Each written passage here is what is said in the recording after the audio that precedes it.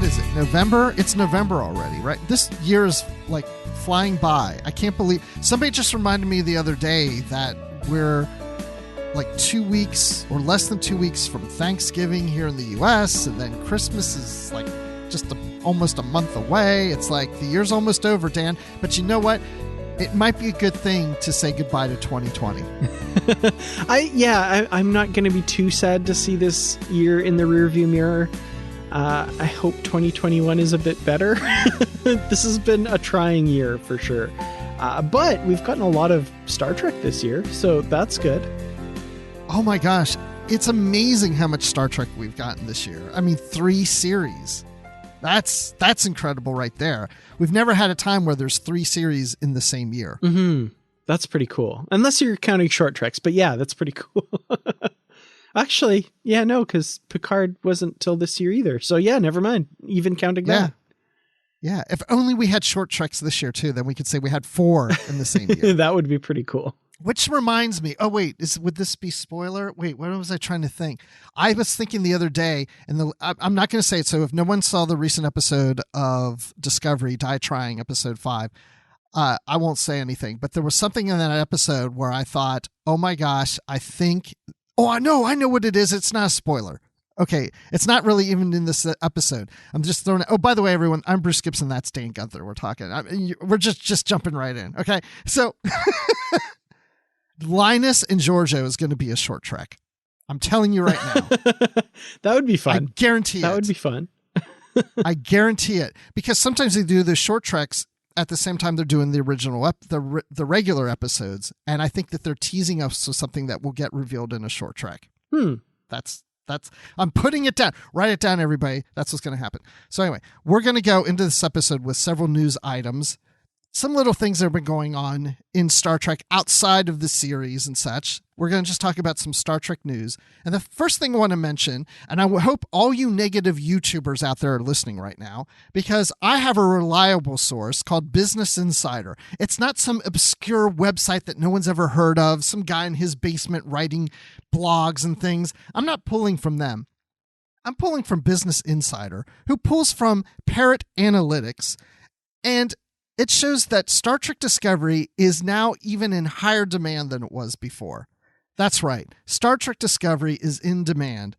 And according to Parrot Analytics, it is on a list of the top 9 in-demand TV shows on streaming services in the United States, and it is ranked at number 3 right now. So it's number 3 out of all the streaming series are on TV. And so all those people there on YouTube, they're like, nobody is watching this show. No one cares about Discovery. That's not what the facts say. Yeah, this is pretty cool. Even just going by word of mouth, the general discussion around season 3 of Discovery has been much more positive than I've seen in the past. And there's always those negative corners and stuff, but I even just taking the temperature of the general tenor of the discussion that I see happening online and even offline, this season, I think, has been a boon for Discovery. So it makes sense to me that, that's being borne out in the numbers as well. And it's pointed out that CBS All Access has surged in its audience since the season 3 premiere. So, we're seeing the effects of the series. It is doing well. It is doing well for CBS All Access. So to go through the list of the top 9, just in case anybody's curious, at number 9 is the Netflix series The Umbrella Academy. Number 8 is Lucifer, also on Netflix. The Boys at number 7 on Amazon Prime Video. Number 6 is Star Wars The Clone Wars on Disney Plus, which is interesting because that's not a new series. I mean, they had a new season last year, but I think because of The Mandalorian, a lot of people are exploring the Clone Wars series. At number 5, Cobra Kai on Netflix. I'm caught up on that series. There's a new season coming out in January. And Titans on HBO Max. It was part of the DC Universe app, but all that content is now moving to HBO Max. So if anybody has HBO Max, you'll get all access to the new DC stuff, including Titans. So that's number 4. And of course, number 3 is Star Trek Discovery, as we mentioned. So number 2, which is another favorite show of mine, Stranger Things on Netflix. I still haven't watched the new season of that. I'm so bad. And like by new season, I mean the one that came out like last year. I still haven't watched it. Oh, yeah, because there's a delay on the 4th season. But yeah, you'll have to watch this last season. And at number 1 is, no big surprise, The Mandalorian on Disney+. So, hey, Mandalorian, Stranger Things, and Star Trek Discovery are the top 3. That's not bad. Not bad. That's pretty good. I mean, yeah. I couldn't really, I wouldn't even expect it to be that high. Like I couldn't ask for more than that. Like that's great showing by Discovery for sure. It doesn't make you feel warm inside. Absolutely. Absolutely. You know, I think it's deserved. I think this season they've put a lot of interesting work into it. And I think, you know, it's paying off. I hope it continues to be at the level it has been, because it's been incredible.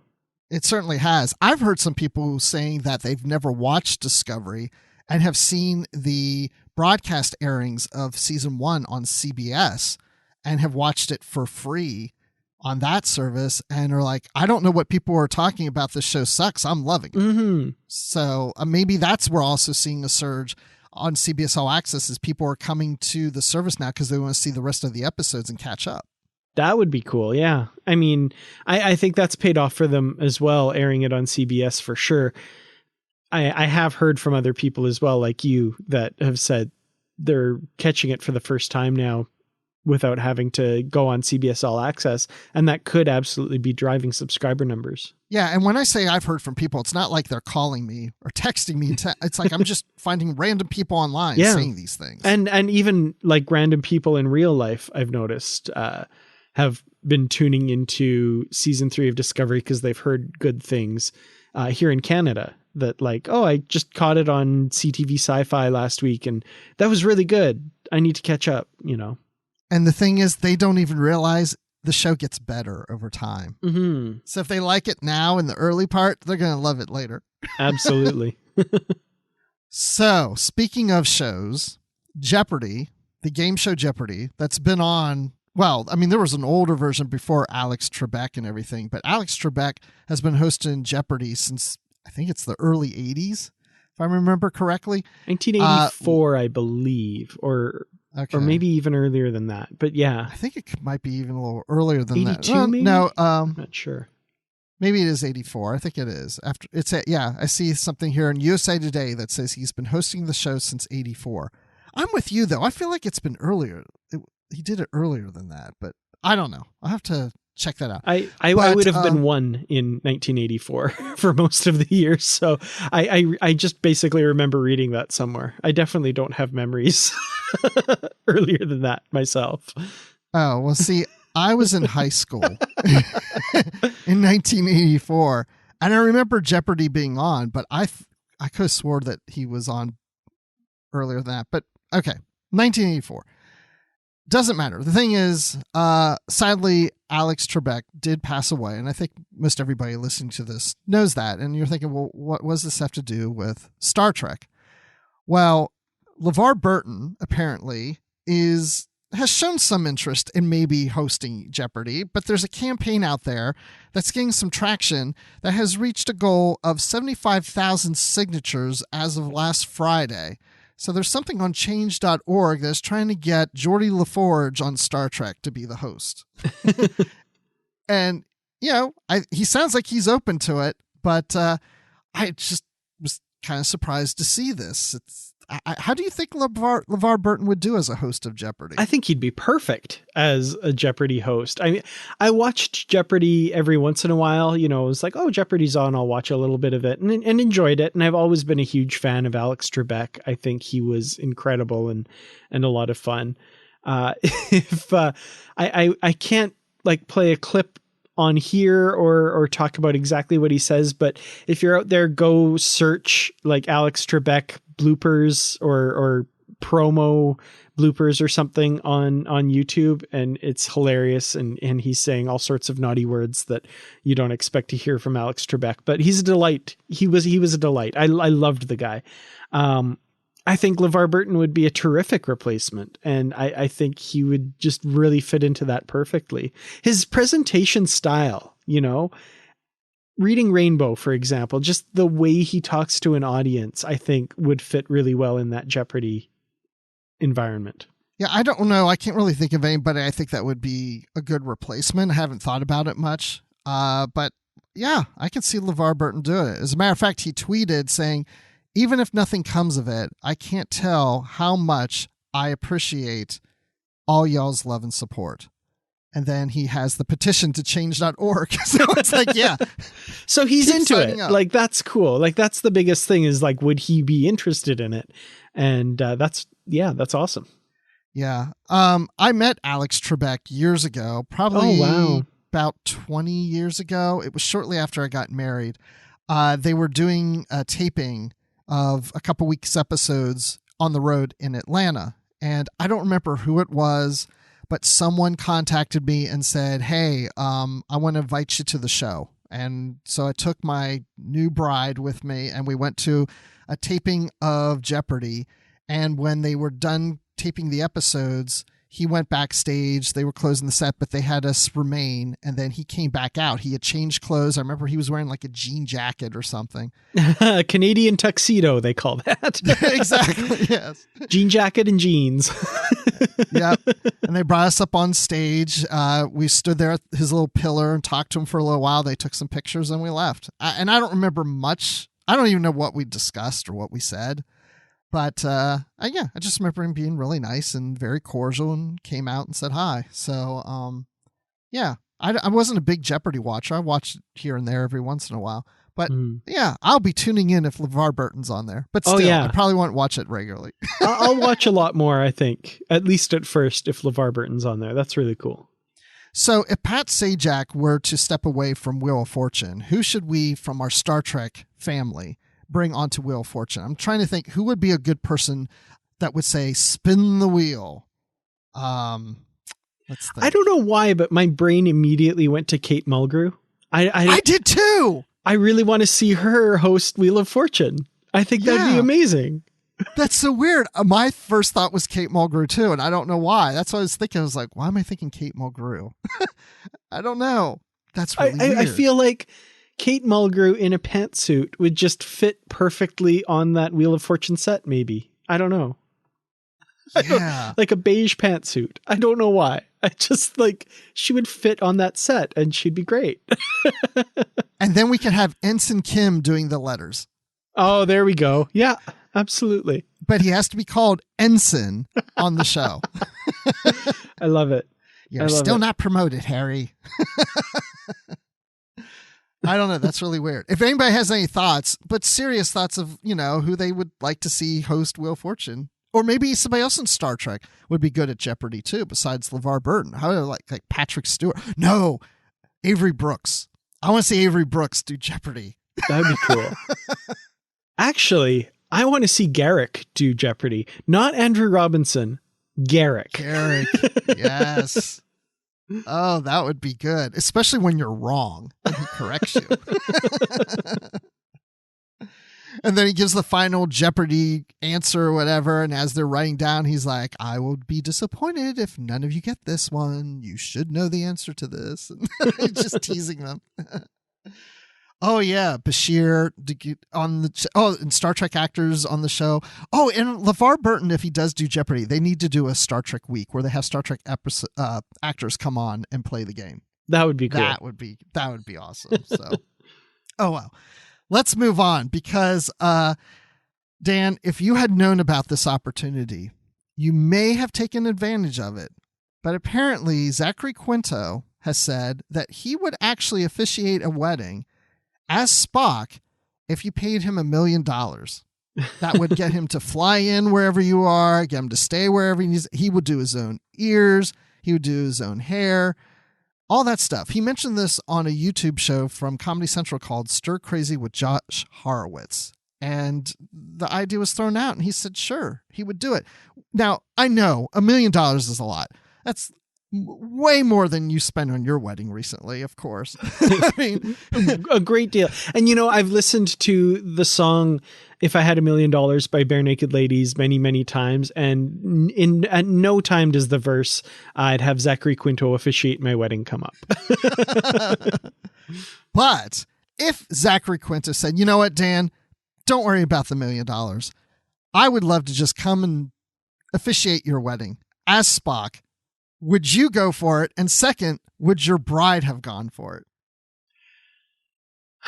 That's a tough question. I think I would go for it. I don't know that Nikki would. I think we would both go for Zachary Quinto officiating our wedding. I think both of us would prefer he not be dressed as Spock to do it, though. I think it'd be just cool. Like, let's have Zachary Quinto officiate our wedding. Why not? Like, if that was the option without the Spock regalia, I'd be all for that. I think Zachary Quinto would do great at that. Absolutely. Actually. I really do think he would. But to your point, it would be a little weird with Spock. I'm just thinking back to my wedding. First of all, my wife would not go for Spock marrying us. And then the rest of my family and friends, I would not be able to live down that moment for the rest of my life.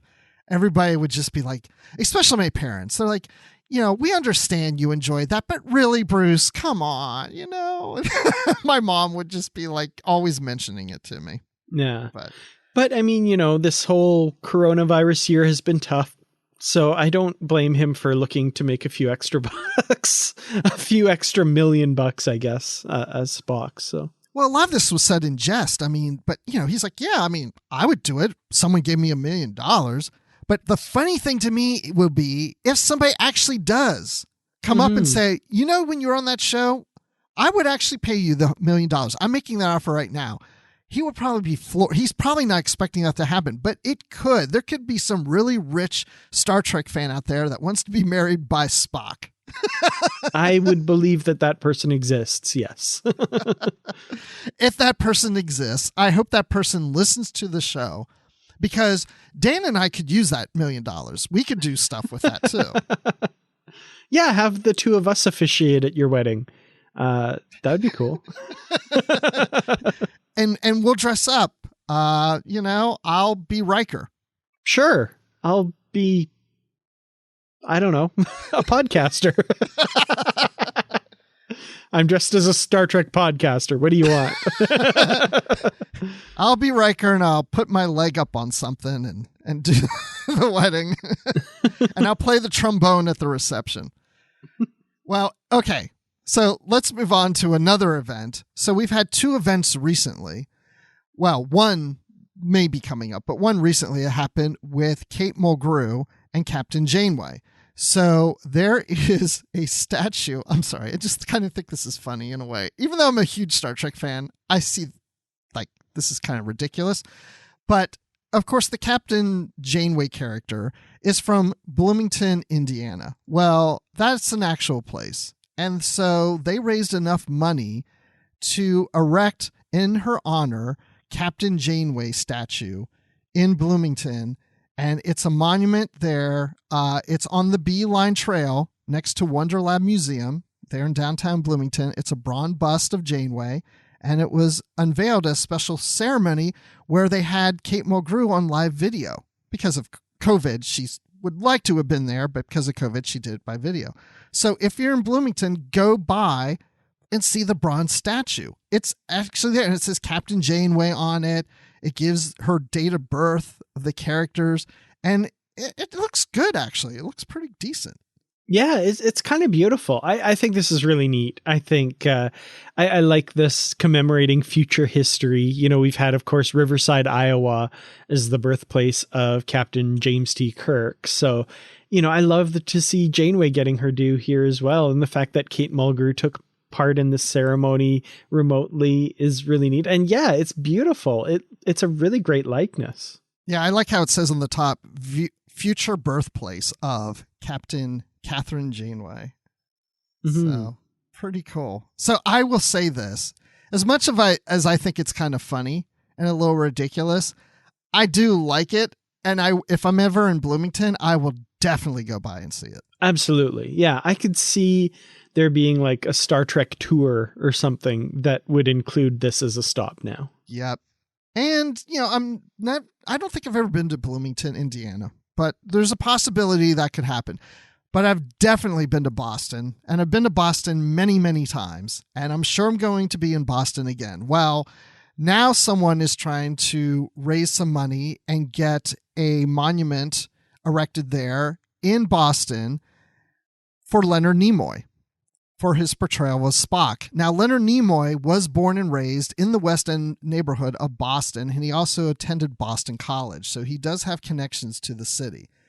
So there's this gentleman that saw a sculpture called the Scrolls in Boston, and it gave him the idea to do a similar type of monument, but as the Vulcan salute in honor of Leonard Nimoy. So what do you think of this, Dan? I think this is really cool. It'd be a gorgeous monument, and I would love to see this. Yeah. The man's name is Stalker, and he picked a potential location in the West End Place, which is a co-op residential community in Boston. And it's got this large plaza in front of the entrance, and that's where this sculpture could go. And if you look at, I'm looking at trekmovie.com if anybody wants to check this out. The article is called Proposed Boston Memorial Would Honor Leonard Nimoy with Vulcan Salute. If you scroll down, you'll see the current sculpture called the Scrolls that inspired him. It almost looks like, to me, I know it's called Scrolls, but it almost looks like the top of like a cello or a violin in a sense. But it's a very tall object. And I can see from that the inspiration for the Vulcan Salute. So the Nimoy family's on board with this.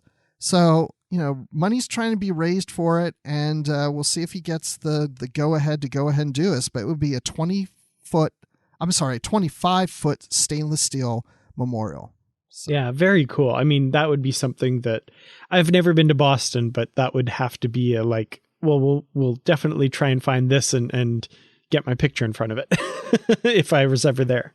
Go see all the historical stuff and then go and see the modern Vulcan salute. Absolutely. Save it for the end. Well, okay. Some other things that are coming out. So we're going to get into some objects that you can actually purchase. I know you can't afford Zachary Quinto, neither can we. And I know you can't afford to build sculptures and monuments in certain towns unless you raise the money. But these are things you can afford. So put this on your holiday wish list. So the first thing I want to mention is the holiday Badgey for Christmas. Now, this is Badgey from Lower Decks. That from the holodeck, the badge that turns evil and tries to murder people. Well, what says the holidays more than murdering people? So Fansets has come out with their Badgey pin for Christmas, and they tweeted this out the other day. I'm opening the tweet now, and it's not a photo of the actual pin, but it's the design of what the pin would look like. And there he is with the garland and the little ribbon. It says 2020 on it. And Badgey at least isn't looking evil. He's smiling. He looks happy. So I like happy Badgey. Yeah, this is pretty cool. And I mean, what better image for 2020, for Christmas of 2020 than a holodeck character that goes evil and tries to kill some of our main characters. Like, it's just so fitting. The one thing I will notice is there's no splatter of blood on Badgey like there was on that t-shirt design of him, which I guess is probably a good thing, but definitely an interesting Christmas imagery here. Yeah, this is happy Badgey. This is in the spirit of the holiday seasons. He's wearing a Santa hat too.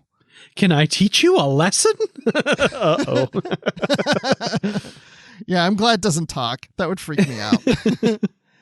So Fansets is going to introduce this in December. It doesn't say when, but so keep your eyes out on Fansets. Maybe follow them on Twitter, so when the announcement comes out, you can go online and buy the Badgey pin. And for anybody who collects pins, this one is a must-have. Absolutely. And it's coming from somebody who doesn't collect pins, but this is a must-have for me. Yeah. I might have to get this one too. It's pretty cool. Yes. I will wear this at a holiday party next year when we don't have COVID, because I'm not going to any holiday parties this year. No. Ain't gonna happen. No way. Instead, I will stay home and read. Yes, because I love reading. So, hey, we recently had a new novel that just recently dropped.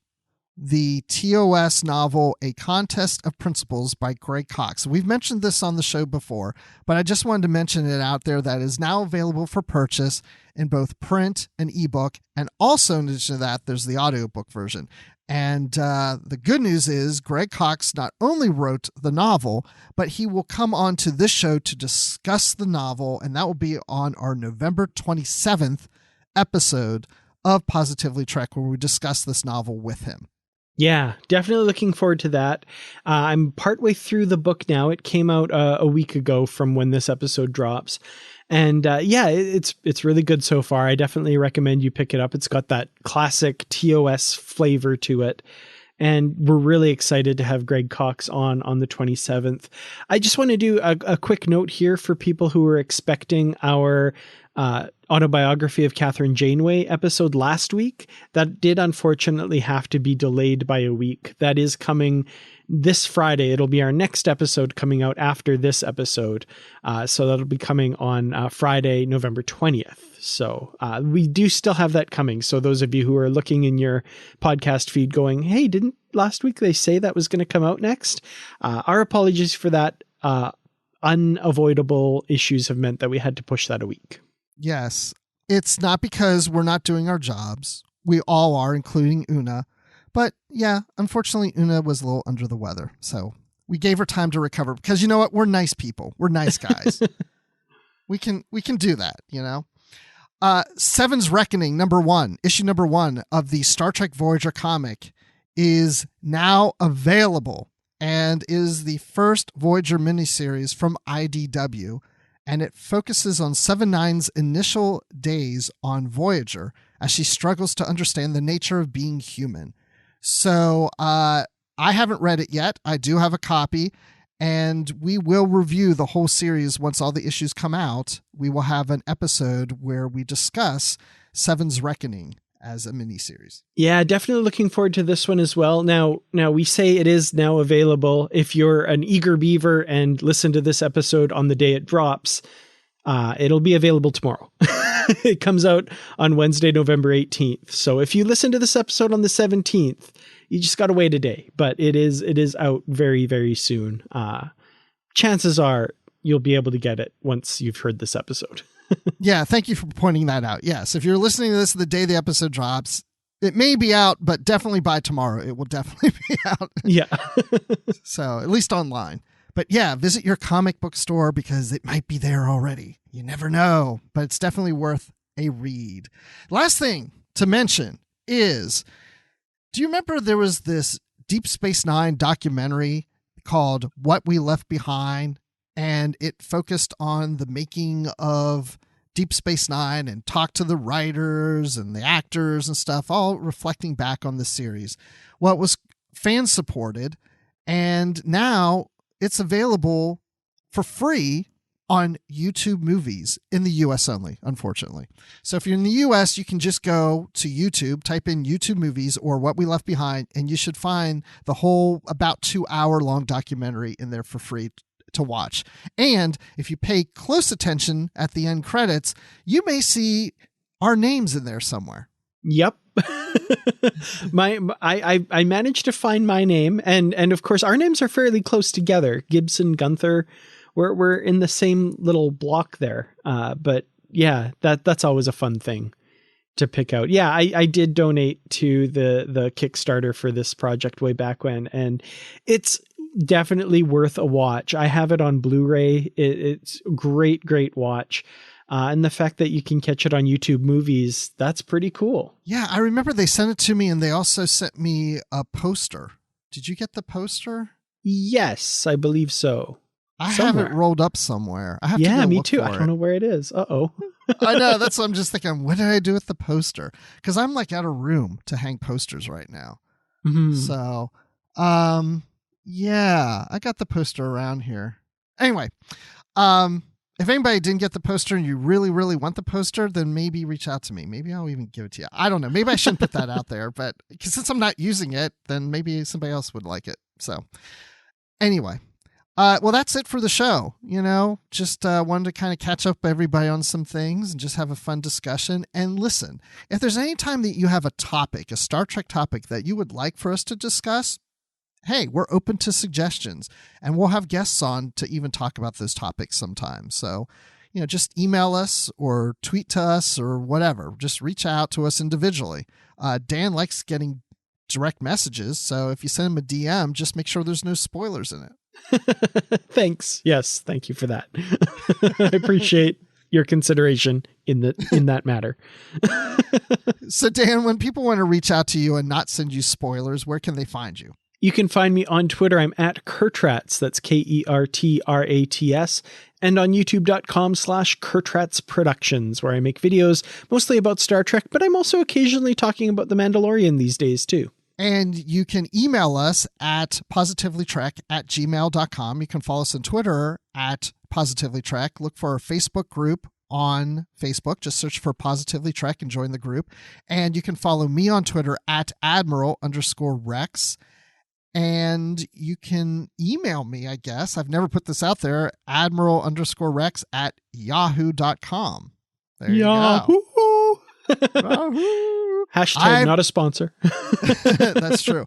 I've had an email, not this email address, but I have another personal email address that I still use to this day that I started on Yahoo in 1995. And I still actively use that email address. So that's amazing. It's crazy. And that was back in the day where I had to explain to people what email was. Yep. I remember talking to people and I was like, yeah, well, I have this email address. What's email? I've heard this, but what is that? Explain. And I remember where I worked somewhere where we got email at work and I had to train people. It wasn't part of my job, but I was one of the few people who actually used email before. And so people would come into my office so I could show them what email was and how it worked. So awesome. I feel really old. I remember when the wheel came out. That was invented.